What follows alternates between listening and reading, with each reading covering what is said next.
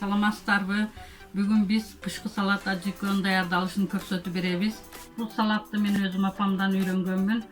Бизге керек болуучу азыктар 2 кг помидор, 2 кг болгарский перец, 200 г ачуу калемпир, 200 г чеснок, өсүмдүк майы, 1 пияла, уксус, туз, райхан, ушулар керек болот. Ушул азыктарыбыздын баарыны блендери барлар блендерден, мясорубкасы барлар мясорубкадан өткөзүп алабыз. Калемпирдин ушу башыны алып салыш керек, ичиндеги уругу менен өткөзөбүз. Биз мясорубкадан баарын өткөзүп алдык. Ачуу калемпирди уругу менен өткөздүк. Кызган казаныбызга өсүмдүк майыбызды куюп алабыз. Кызган казаныбызга болгарский перец салып алабыз.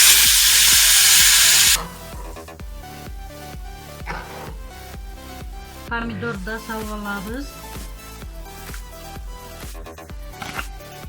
Ачуу калемпирибизди да салып алабыз. 2 кашык туз салабыз. Аралаштырабыз. Крышкасын жабып, кайнашын күтөбүз. Мына кайнап чыкты. Отуру аралаштырып турабыз. 15 минут кайнатабыз.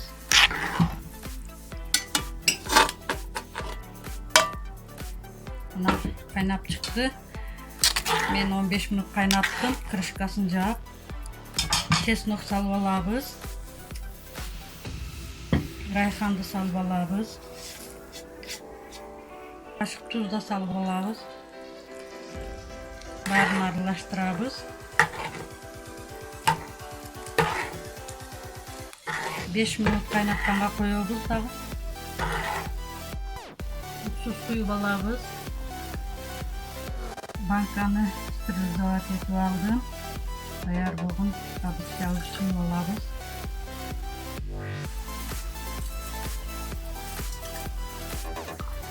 Крышкабызды коюп жаап алабыз.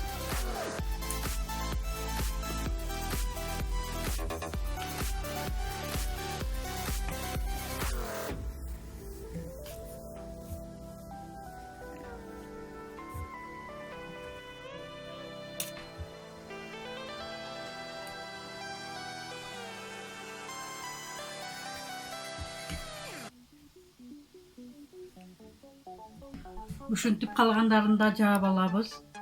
Биздин ажикыбыз 4 литр болду. Сиздер да даярдап көрүңүздөр. Биздин каналга кошулуңуздар. Саламатта калыңыздар.